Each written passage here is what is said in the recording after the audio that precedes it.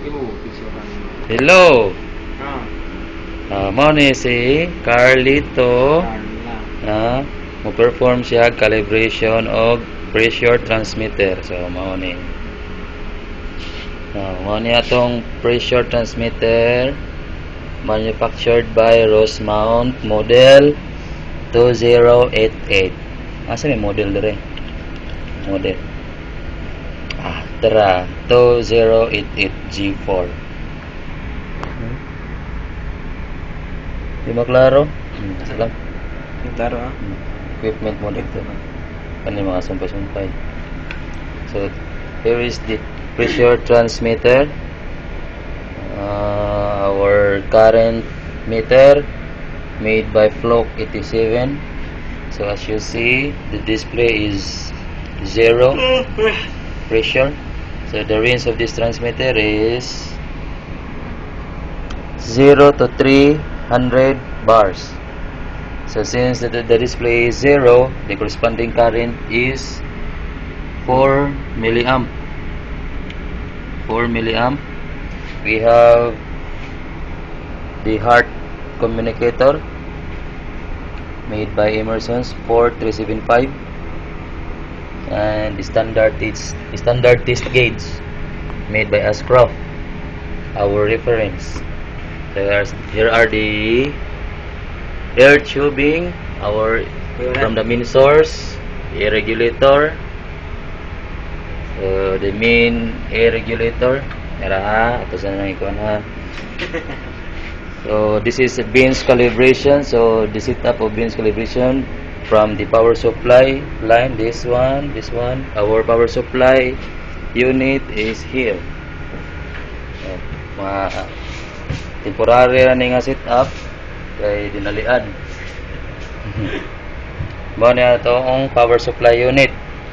So for beans calibration, we need a resistor.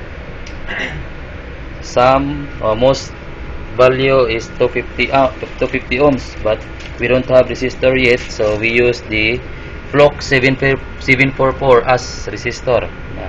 You see the 250 ohms in series of the power supply.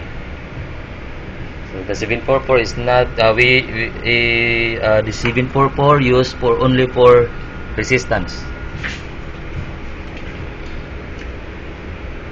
Okay. But the 744 is a process calibrator. So right now, just for this very moment, we just use the resistance. K. Sige.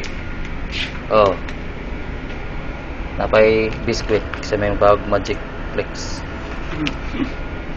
Sige. On ang linya.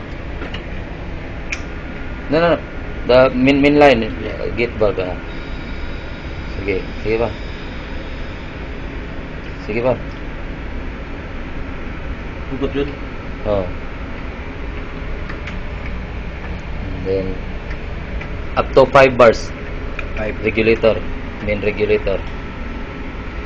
Mr. Carlito, and of course inyong videographer kami na, diba? Mao ni among calibration room. Gubot kayo. Dapat ay by the way, dito ay control valve. So this is a control valve. So when we calibrate the positioner, we attach the positioner here and then try to actuate this valve. This is a linear valve, globe valve. This is Siemens C Part 2 model valve positioner, but this is defective. Let's see, this is an not defective IP positioner. Okay. Sige pa yun. Untod, maabot og 5 bars. 5.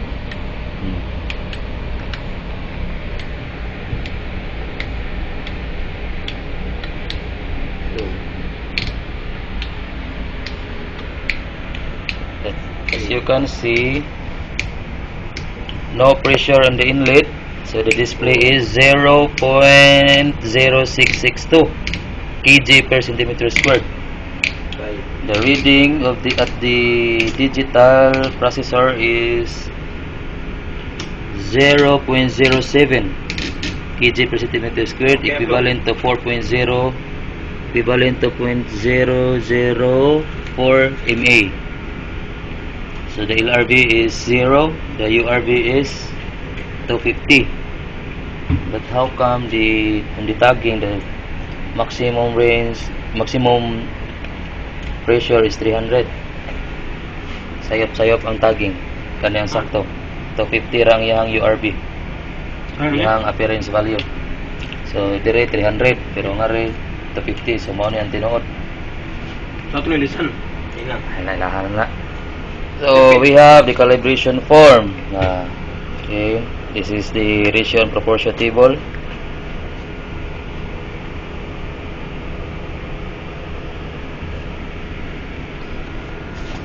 Mana ya flow ni? Yan na. Paano siya? Yeah. So we will try to zero trim or sensor trim this one to make it 0, since there is no pressure applied in the transmitter. There you go. No pressure. Look, okay. Look at the regulator, 0. Look at the test gauge, also 0. Meaning there is no pressure applied to the transmitter. So it should be the display will be 0 also. But here there is just a small value. But to make it 0, we will try to sensor trim using the hard communicator. Okay, sensor trim.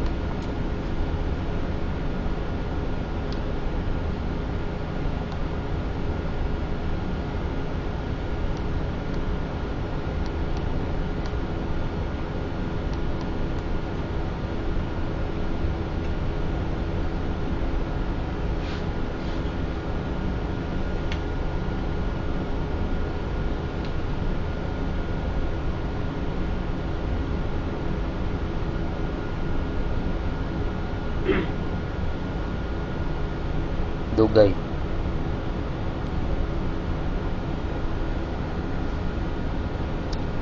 Loading, hina yung processor.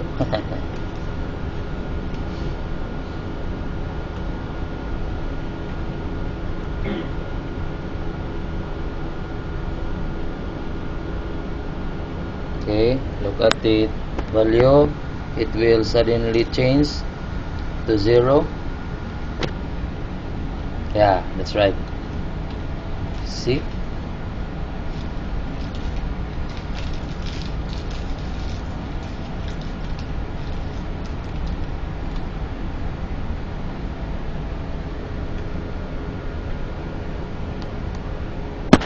So the value now, the display is 0, 0, 0, and the corresponding current is the same as the ideal. The computed value is 4 milliamp, and it should be.